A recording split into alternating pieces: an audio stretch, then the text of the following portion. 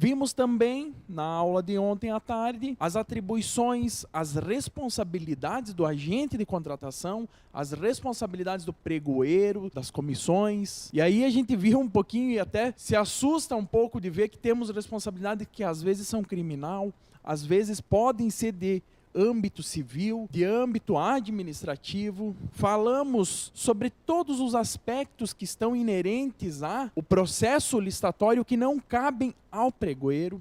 Nós falamos lá do planejamento estrutural, que vem das bases da gestão, das bases da administração. Falamos dos conceitos de governança, de compliance. Trouxemos todos os aspectos gerais da lei de licitação. Começamos a abordar um pouquinho da fase interna, da fase preparatória do certame. E nós vimos tudo isso para quê? Para nós entendermos que a lei de licitações ela não é um bicho de sete cabeças. A lei de licitações ela veio para mudar, para atender uma necessidade social, para trazer para a administração pública um aspecto gerencial, um aspecto de planejamento. Então, o pregoeiro, o agente de contratação, é a primeira figura que está lá na frente dessa lei. É a primeira figura que tem toda uma gama de responsabilidades e que precisa estar atento a cada ato e cada fato que é praticado dentro daquele sistema da lei 14.133. Por quê? Porque ele tem responsabilidades. E se não demonstrado que não agiu de má fé em uma situação que é prejudicial ao erário, acaba respondendo. Para isso eu trouxe para vocês também quem são os responsáveis que estão por trás, que tem que auxiliar o agente de contratação, o pregoeiro, o leiloeiro. Falamos aí primeiro de quem? Assessoria jurídica. Tem um papel imprescindível e importante na condução do processo e análise da legalidade do processo licitatório.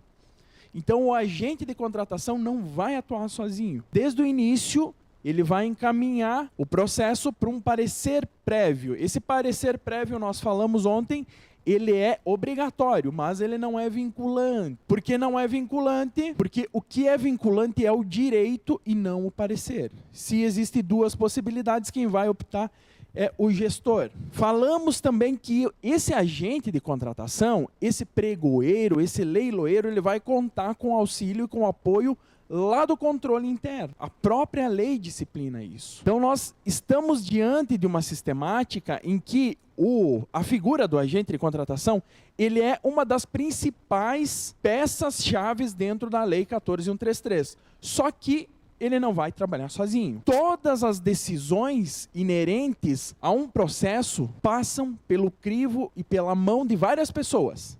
Nasce lá no aspecto gerencial e do planejamento, na secretaria, no gestor, para depois chegar na mão do agente de contratação que vai sistematizar e operacionalizar o processo. Vai ser responsável pela governança das contratações, olhando os aspectos de planejamento dos procedimentos, para depois levar esse processo até o fiscal e ao gestor do contrato, que vão dar sequência ao encaminhamento daquela contratação e o bom andamento daquela contratação. Nós temos várias fases, né, pessoal? O processo licitatório ele é bem sistematizado, mas ele não nasce por si só. Ele nasce de uma demanda que é oriunda de uma política ou de um programa de Estado ou de governo. Isso não nasce no setor de licitações, vem de fora e nós já falamos. Mas hoje nós vamos falar um pouquinho de um outro tema que também é importante e também o pregoeiro, o agente de contratação, precisa saber, precisa entender sobre isso e o porquê, qual é o fundamento legal desse tema que nós vamos falar hoje, que são as publicações na Lei 14.133. Se der um tempinho lá no final, nós também vamos falar um pouquinho sobre a fase preparatória do certame. Vou trazer para vocês alguns aspectos aí que é necessário estar de olho, que é necessário estar atento para evitar qualquer problema, né? Então, o que são as publicações? Por que nós colocamos em pauta esse assunto das publicações da Lei 14.133. Percebam, vamos relembrar comigo aqui, ó. A Constituição Federal, lá no artigo 37, ela traz 5 princípios que regem a administração pública. Daí nós vamos lá, vamos relembrar: legalidade, moralidade, impessoalidade, publicidade e eficiência. Isso quer dizer, isso mostra para nós o quê? Que toda a atuação da administração pública precisa olhar para esses 5 princípios. E um deles, vocês perceberam, que é a publicidade. Isso significa que todos os atos da administração pública precisam de publicidade. Mas por que precisam de uma publicidade? Nós vivemos em um Estado democrático de direito. O poder, a própria Constituição fala o seguinte: o poder emana do povo, que é exercido por meio dos seus representantes eleitos. Então vejam bem, os representantes eleitos nada mais são do que a representação da vontade popular. Eles estão lá porque passaram por um processo de sufrágio para representar a população. Mas o poder é do povo. Então o povo precisa saber o que os seus representantes, o que os seus governantes estão fazendo. E é daí que vem o princípio da publicidade. E esse princípio está atrelado a uma palavrinha que é chamada accountability. Nós vamos ver aqui um pouquinho o que é isso. Que além da publicidade é a necessidade de responsabilização pelos atos do gestor. E a licitação, pessoal, ela nada mais é do que um procedimento de compra e venda de bens da administração pública, de compra e aquisição e contratação de serviços, que leva em consideração a isonomia, porque o administrador não pode escolher quem ele vai beneficiar. Ele não pode querer beneficiar o amigo, porque vai ferir o princípio de quem? Da impessoalidade. O administrador já está indo contra um princípio que é o da impessoalidade. E além disso, está indo contra um outro princípio que está lá no artigo 5º da Constituição, que é a isonomia. Então vejam só, o nosso sistema de direito ele não é feito só por regras, não são só regras tipificadas.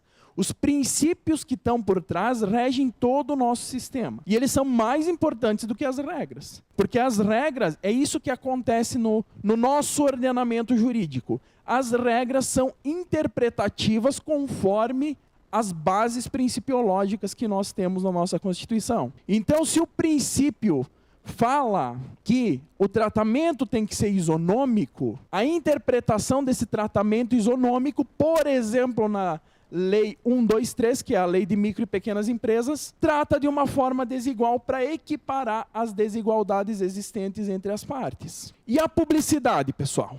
Publicidade é regra na administração pública. Todos os atos precisam ser publicados. Aonde que nós vamos publicar esses atos? Depende. Isso que nós vamos discutir. De quem é a competência de identificar e de escolher qual é o órgão de imprensa oficial. Dentro de uma federação, nós estamos falando de uma federação que tem atribuições federativas distintas, tem competências legislativas distintas. Escolher o órgão de imprensa oficial é responsabilidade de quem? De uma lei federal, das leis de cada ente federativo. E aqui eu trago essa discussão para vocês por quê?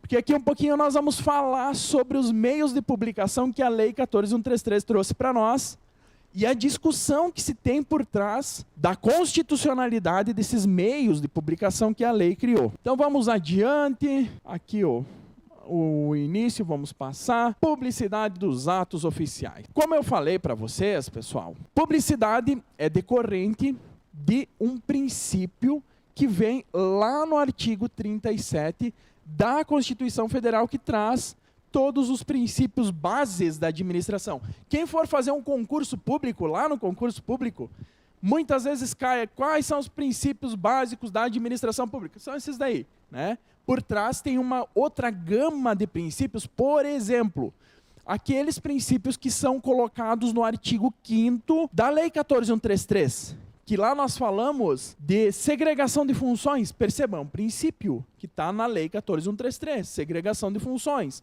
Outro princípio da Lei 14.133, eficiência. Outro princípio da Lei 14.133, transparência, que está atrelado o quê? A publicidade. Então a publicidade ela é decorrente do nosso próprio sistema. Ela não é decorrente da Lei 14.133. A Lei 14.133 ela está adequada ao sistema normativo brasileiro, adequada à própria federação e ao nosso Estado democrático de direito. Olha só o parágrafo 1º que ele fala. A publicidade dos atos programas, obras, serviços e campanhas dos órgãos deverá ter caráter educativo, informativo e de orientação social, dela não podendo constar nomes, símbolos, imagens que caracterizam promoção pessoal de autoridades ou servidores públicos. Aqui nós estamos falando de publicidade institucional, né? Publicidade oficial dos atos públicos, dos atos administrativos, é o que nós vamos falar na Lei 14.133. Seguindo, falei para vocês o artigo 5º, que é o da Lei 14.133, também elege como princípio a publicidade.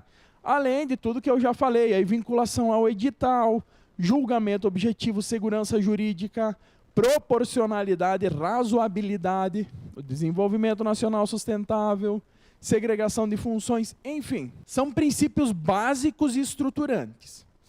A partir daí nós vamos construir toda a base da nossa atuação como agente de contratação. Se eu não publicar um ato, o que acontece? Publicidade está vinculada à legalidade do ato. Se eu não der publicidade, eu estou violando o princípio e estou violando uma norma que está prevista na própria lei. Então, por isso, nós temos que ter cuidado com os meios e como que a gente publica. Olha só, trago para vocês um exemplo. Comentei. De quem é a competência de eleger, de escolher o órgão de imprensa oficial? Aqui nós temos uma lei lá de Santa Catarina, que criou a imprensa oficial do Estado, que vai executar a atividade de publicação dos atos oficiais. Essa lei aqui, então, do Estado de Santa Catarina, que fala a competência do órgão de imprensa oficial. E olha só, a Constituição fala o seguinte para nós, vamos refletir um pouquinho junto. Ela fala o seguinte: compete aos municípios legislar sobre assuntos de interesse local. A lei de acesso à informação,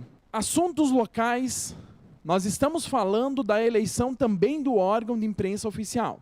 E aqui nós vamos ver o problema que a Lei 14.133 trouxe de interpretação para nós. Vamos adiante. Falando ainda de imprensa oficial e falando ainda da publicidade, nós temos uma lei aqui, Lei 12.527. Essa lei aqui trata do quê? Do acesso à informação. Acesso à informação está ligado à transparência da gestão pública. Está ligada à publicidade dos atos administrativos.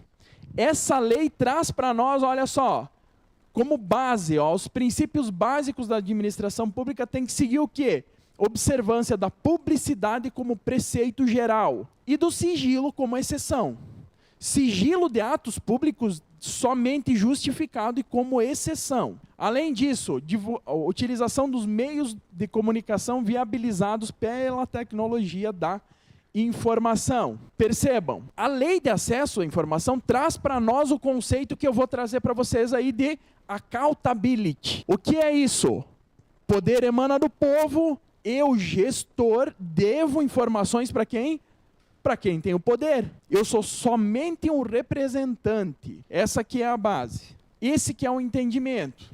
Olha só, cabe aos órgãos e entidades do poder público, observadas as normas e procedimentos específicos aplicáveis, assegurar a gestão transparente da informação, propiciando amplo acesso a ela e sua divulgação. Proteção da informação, garantindo a sua disponibilidade, autenticidade e integridade. Além do que, proteção da informação sigilosa, da informação pessoal, observada a sua disponibilidade, autenticidade, integridade, eventual restrição de acesso.